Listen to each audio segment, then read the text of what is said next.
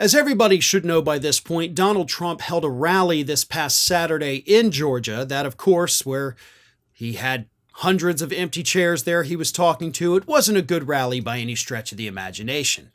But at one point, Donald Trump decided that while he was in Georgia, he was going to, of course, re-air his past grievances against Brian Kemp, the governor of Georgia, Republican governor of Georgia, and Brad Raffensperger, the Republican Secretary of State of Georgia, because those two men refused to break the law so that Donald Trump could win Georgia in the 2020 election, and Trump is still obviously very bitter about that.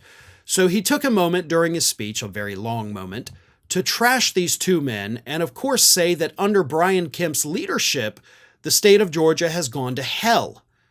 So he's attacking the Republican leadership in Georgia all day on Saturday, even though, for the record, Brian Kemp, as much as I don't like the guy, is actually one of the most popular governors in the United States of America. He has an approval rating of 63%. His state overwhelmingly likes him.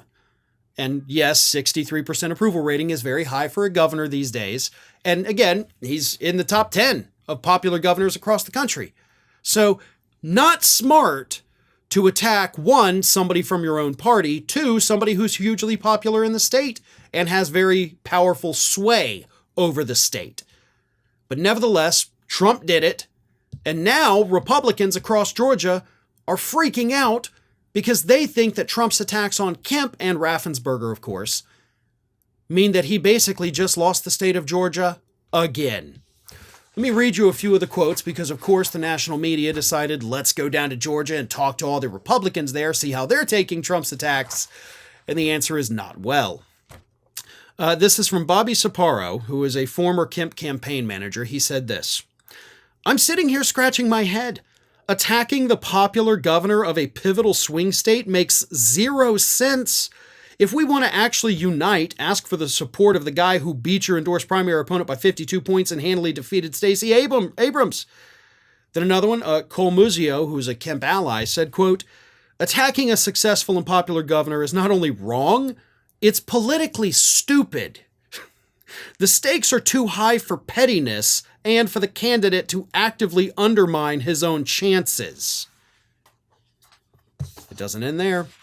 A Georgia GOP operative who spoke on the condition of anonymity told Politico, quote, "I think the more important point is that you're trying to unify your party and you personally attack the most popular politician in the state who has said he's supporting you. It's batshit crazy," the guy said.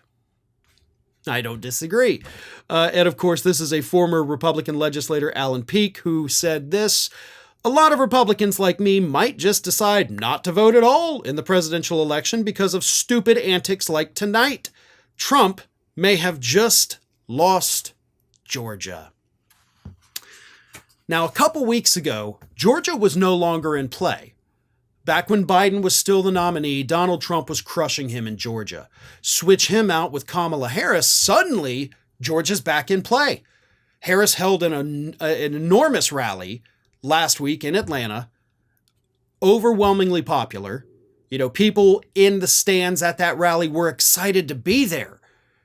People at Trump's rally looked like they were just trying to kill time before they were going to a barbecue. And they were bored to tears. And on top of that, of course, he's attacking the popular Republican leadership in the state, which again, not smart. I do like the phrase politically stupid because I think that describes Donald Trump to a T. The man is not good at this. The only reason Donald Trump was ever ahead in the polls this past year was not because he was popular. It's not because he ran a good campaign. It's because people were worried about Biden, didn't like Biden for some reason, which I get being worried about him, but not liking him. Like, trust me, I'm not a president of the Biden fan club, but I don't think there's any reason to hate him at all. But whatever, people do, I get it, kind of. But that's why Trump was winning in the polls. Not because he's good, but because people were worried about Biden not being able to do the job. Suddenly, they don't have those fears anymore. The polls all across the country, including in states like Georgia, have flipped or they've, narrowed the gap. And now Trump is terrified. But as these Republican operatives, former Republican lawmakers, as they all say, attacking these popular Republicans in a state you need to win is definitely not a smart move. Hi everyone, this here is little Athena. And Athena would like to know why you haven't subscribed to Fair and Balanced yet. So please, don't let Athena down. Subscribe today.